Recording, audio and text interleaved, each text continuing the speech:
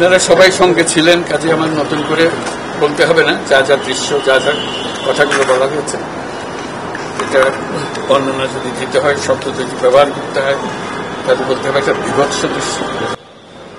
এটা মানুষের মনুষ্যত্ববোধ বলে কোনো জিনিস যা আছে সেটার থেকে বহু গভীরে নিয়ে গেছে। এটা নিশ্চিহ্ন করার জন্য মনুষ্যত্ববোধ যেন কারো না থাকে।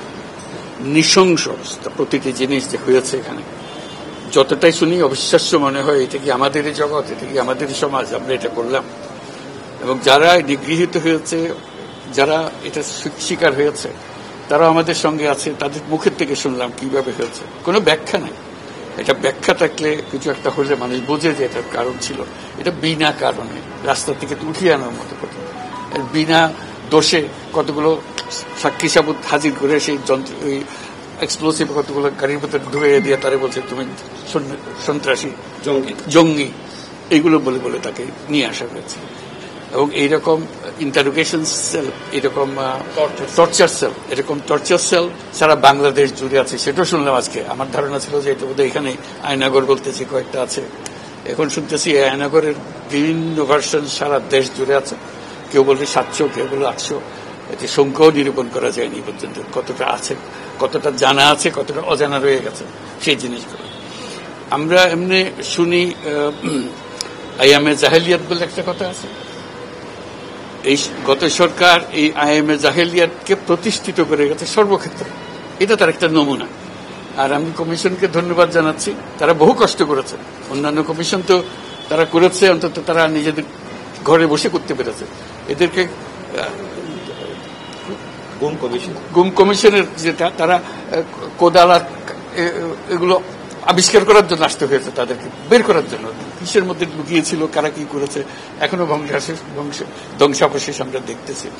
কাজে আমরা দেশের যে চূড়ান্ত অবনতি, চূড়ান্ত রূপ দেখলাম সর্বক্ষেত্রে, এটা তার একটা প্রতিচ্ছবি।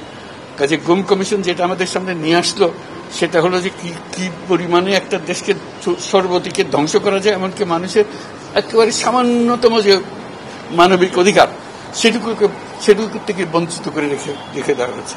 আজকে এটা জাতির জন্য একটা বড় চূড়ান্ত রকমের একটা ডকুমেন্ট হবে। আপনাদের সাক্ষী রেখে আপনাদেরকে নিয়ে এসে আমরা শরিক হলাম এটাতে। যারা এই ভুক্তভোগী তাদের সঙ্গে কথা বললাম, কয়েকজনের সঙ্গে। ভুক্তভোগীদের সংখ্যা আমার জানার মতো 1700 প্লাস, 1750 প্লাস এরকম যারা ভুক্তভোগী। অজানা কত এটা তো আমরা আর জানি না। কেউ বলে যে এটা 3000-এরও বেশি হবে। কাজে সেটাও আমরা ধরে নিলাম যে একটা সীমারেখা দরকার, যেটা আমরা অজানা, সেটার উপর কেউ প্রমাণ দিতে পারেনি। এই যে উধাও হয়ে গেছে, মানুষ নিশ্চিহ্ন হয়ে গেছে, কেউ বলতে পারছে না সে কোথায়। তার মেয়ে আপনাদের সামনেই ছিল আজকে, যে বলছে আমার মাকে কোথায় নিয়ে যাওয়া হয়েছে। আজ 9 বছর ধরে, 9 বছর ধরে আমরা আর খোঁজ পাইনি। সে নিজেও ছিল, 11 বছর বয়সে ছিল, সে মায়ের সঙ্গে ছিল, তাকে রেখে মাকে নিয়ে চলে গেছে। এই হলো সামান্য একটা দৃশ্য। এই দৃশ্য বড় করুণ দৃশ্য। এবং এটার কঠিনতম যে লেসনটা হলো, যারা করেছে তারা আমাদেরই সন্তান, আমাদেরই ভাই, আমাদেরই ঘনিষ্ঠ আত্মীয়, তারাই করেছে। এবং আমরা এই সমাজকে যদি এর থেকে বের করে না আনতে পারি, তাহলে এই সমাজ তো টিকে থাকবে না। যে এইভাবে যদি আমাদের হয়, আমাদের সন্তানরাই যদি এগুলো করে এবং তারা যদি এইরকম কাজ করতে পারে, যে মানুষের পক্ষে যেটা সম্ভব। একজন বলছিল ওই যে খুপড়ির মধ্যে তাকে রাখা হয়েছে, গ্রামে তো মুরগির খাঁচা এর চাইতে বড় হয়। এরকম অবস্থা, মুরগিও নড়াচড়ার যেরকম জায়গা পায় না, ওরও নড়াচড়ার কোনো জায়গা নেই। ওকে ব্যবস্থা রাখা হয়েছে, মাসের পর মাস, বছরের পর বছর তাকে ব্যবস্থা রাখা হয়েছে।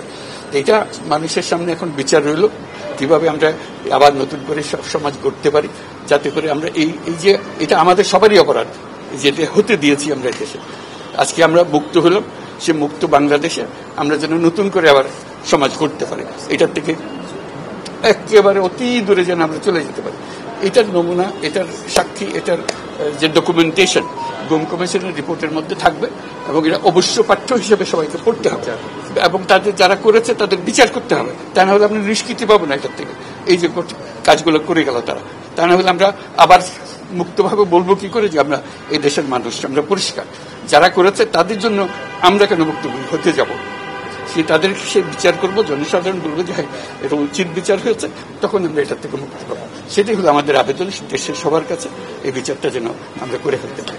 এইগুলো সব এভিডেন্স যা যা আমরা দেখলাম, এভিডেন্স গুলো সিলগালা করে রাখা হবে যাতে করে কেউ বিনষ্ট করতে না পারে, যখন বিচারের কাছে যেহেতু এটা প্রমাণ হিসেবে ব্যবহার করতে পারে সেই হিসেবে আমরা থাকি। ক্ষতিপূরণ হিসেবে আমরা দেখি না, আমরা দেখছি যে ন্যায় বিচারটা তার জন্য হয় অতি তাড়াতাড়ি হয়, যে বিচার দীর্ঘসূত্রিতায় করে থাকবে সেই জন্য এটা থেকে নিষ্কৃতি পায়, এটা আমাদের ফার্স্ট প্রেফারেন্স। তারপর দেখা যাবে তাদের কি করা যেতে পারে। তার জীবনটা ফিরিয়ে দিতে পারবো না যে জীবনের মাধ্যমে সে গেছে, অন্তত দেখলে মনে সান্ত্বনা হবে। আমি জায়গাটা দেখে এসেছি। ওই মেয়েটা যে বাচ্চা মেয়ে যে বলতেছেন আমার মাকে আর দেখতে পেলাম না, কোথায় চলে গেল, আজ পর্যন্ত কেউ খবর দিতে পারলো না সে বেঁচে আছে না মরে গেছে, মরে গেলে কোথায় আছে। The whole existence of this government is because of this, that we don't want to stay in that darkness that has been created around us.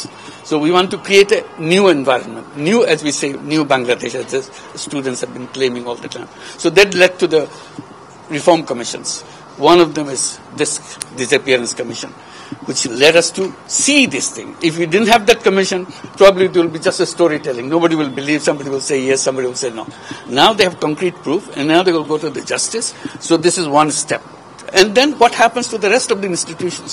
You are dealing with something that have done. Will this be repeated in future? That's something we have to make sure that it's not repeated in future. No way. Nowhere near it. This is the worst ever in the whole world possible. So we don't want to have anything to do with it. We'll be as normal as any civilized human being could be. So that's our commitment. That's what the reform commissions are all about. And since you asked the question, I'm very grateful to the Commission for taking the trouble. It was not an easy job. They had to fight in all directions to discover. This is a whole discovery mission. It's not as simple going and taking evidences and writing reports about it. So they had to really detectives in very serious way. And they're still worrying about whether we can keep the evidences as they are after all this thing happened. So this is our commitment. We want to create that society and that world for us.